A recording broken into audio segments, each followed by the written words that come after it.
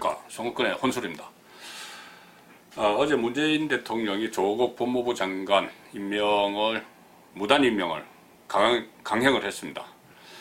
이거에 상당히 여러 가지 논란이 일어나고 또 이것이 끝이 아니고 시작이다, 새로운 시작이다, 이런 이야기가 벌써 나오기 시작했고, 뭐 대학가에서는 촛불 집회를 광화문 가서 열자, 뭐 이런 이야기까지 나옵니다. 상당히 중요한 변곡점이 될 것 같고요.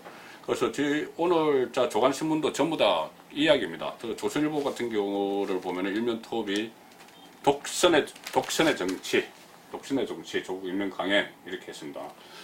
다른 언론들도 거의 뭐 비슷한 문조인데 일부를 제외하고요. 일부 제외하고는 그러니까 좀 친정권적인 신문에서는 그냥 드라이하게 그냥 다뤘습니다. 근데 대부분 신문은 이 임명 강행을 상당히 비판을 하고 모든 1면부터 2면, 3면, 5면까지 쫙 그런 기사인데, 오늘 제가 그 중에서 하나 독특한 기사를 하나 봤습니다. 뭐냐면 같은 조선일보 1면인데 1면 위에는 이렇고 아래에 이게 있습니다. 날았돈 172억 들여서 문재인 대통령 단독 기록관을 만든답니다.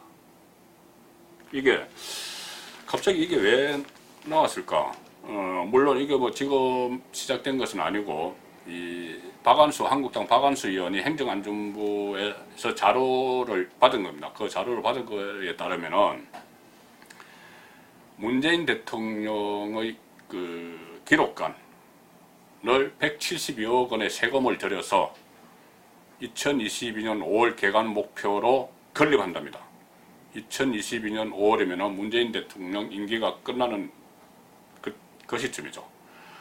그래서 이 문재인 대통령 기록관을 172억 원의 국고를 들여서 짓기로 하고, 당장 내년 예산안, 정부가 편성한 내년 예산안에 32억 1,600만 원을 책정을 해놨습니다. 정부 아니죠. 책정을 해놨습니다. 그러니까 이것이 설계비, 이 32억 원은 설계비, 부지 매입비 이런 건데, 벌써 부지 매입까지 들어가는 거 보면은 이것은 완전히 계획이 확정된 거죠. 그리고 완전히 개관할 때까지 172억 원이 들어간다는 이야기입니다. 자, 이 문제점에 뭐가 있냐면은, 이 대통령의 개별 기록관, 그러니까 특정 대통령의 기록관은 이번에 처음 만드는 겁니다. 지금 역대 대통령들의 기록물은 그 통합 기록관에 다 들어가 있습니다. 세종시에 만들어놨죠. 2016년 만든 지도 얼마 안 됩니다. 세종시에 역대 대통령의 통합 기록관이 있어서 거기에 가면은 그 과거 대통령들의 어떤 국정 운영 때 했던 발언록이나 또는 각종 자료들 이런 게 다 들어가 있습니다. 다 거기서 통합을 해놓는데 모아놓는데, 문재인 대통령만이 유독 홀로 개별 기록관을 세우겠다는 겁니다. 지금 이 부지는 또 부산에 유력합니다. 부산에 짓겠다는 거죠. 문재인 대통령의 뭐 정치적인 텃밭이죠. 부산에 짓겠다는 것이고, 그리고 이것은 대통령 기념관과는 좀 성격이 다릅니다. 대통령 기념관은 주로 이제 민간 쪽에서 설치를 하죠. 민간에서 설치를 하고, 각 역대 대통령 기념관마다 주로 고향에 조그맣게 있고, 박정희 전 대통령 같은 경우는 시립으로 운영됩니다. 서울 시립으로 운영되는데, 원래는 박정희 기념관을 만들려고 해서 그때 국민들에게 이렇게 성금까지 거두고 했었는데, 노무현 대통령 시절에 요건이 충족되지 않는다고 그래서 당초 김대중 정부에서 지원했던 국고 보전까지 다 빼버렸습니다. 그래서 지금 마포에 있는 것은 박정희 대통령 기념 도서관이죠. 상암동에 있는 거. 자, 이렇게 현실이 이런데 기록관만 문재인 대통령이 따로 만들겠다는 겁니다. 그러니까는 이 기록관은 대통령 기념관, 아까 말씀드린 대통령 기념관은 주로 그 현금에 의하거나 또 민간에서 세우거나 이렇지만, 기록관은 정부에서 예산을 다 대주고 또 인원까지 다 보내줍니다. 그래서 왜 대통령 기록관을 만드냐? 먼저 이것을 보면은 홀로 만들려고 하느냐 보면은, 기억하시겠지만 노무현 전 대통령 시절에 그 대통령 기록물들을 봉하마을로 빼돌렸죠.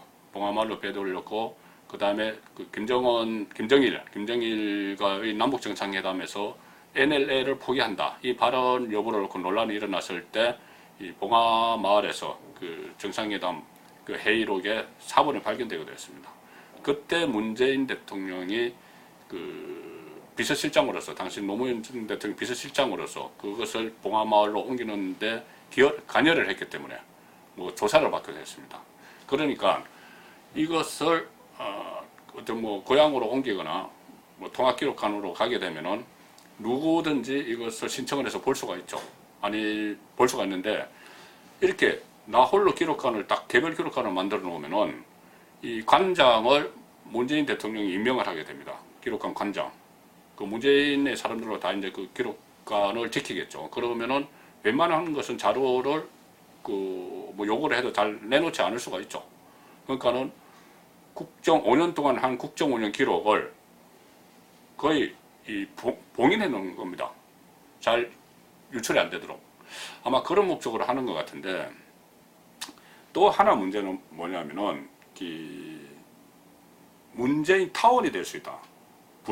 부산에 일종의 문재인 대통령이 퇴임하고 나서 문재인 타운을 짓는 거 아니냐, 그런 그 예상이 야당에서 나오고 있습니다. 왜 그러냐면은 지금은 물론 기록관으로 시작을 하지만은 이 기록관을 해서 뭐 예를 들어서 문재인 대통령이 5년 동안 있었던 같은 행사의 뭐 사진이나 뭐 외국에 나가서 외국 정상들과 찍었던 사진이나 또는 뭐 외국 정상에서 받아왔던 선물이나 이런 것을 별도로 또 이렇게 기록 형태죠. 그것을 따로 설치를 하면은 그건 대통령 기념관이 됩니다. 그렇게 되면은 결국은 나라 돈으로 문재인 대통령 퇴임 이후에 부산에 문재인 타운이 생기는 거죠.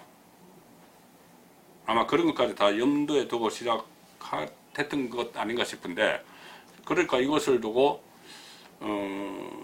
야당에서는 문재인 정권의 인생 이모작을 위한 계획 아니냐, 이런 이야기까지 나옵니다. 지금 집권 절반이 지났는데 이 나라가 어지러운 시기에 또 조국 뭐 장관 논란 이전에도 북한과의 관계, 또 오늘 아침에 또 북한에 또 미사일 쐈습니다. 이 남북 관계가 상당히 어렵고 북한이 계속 도발을 하고 있고 또 일본과 경제전쟁도 하고 무엇보다도 국민들의 그 경제생활이, 민생이 이렇게 어려운데 단독기록관을 짓기 위해서 172억 원의 세금을 쓰기로 했다. 자, 이 소식 어떻게 들으셨습니까? 송국근의 혼술이었습니다.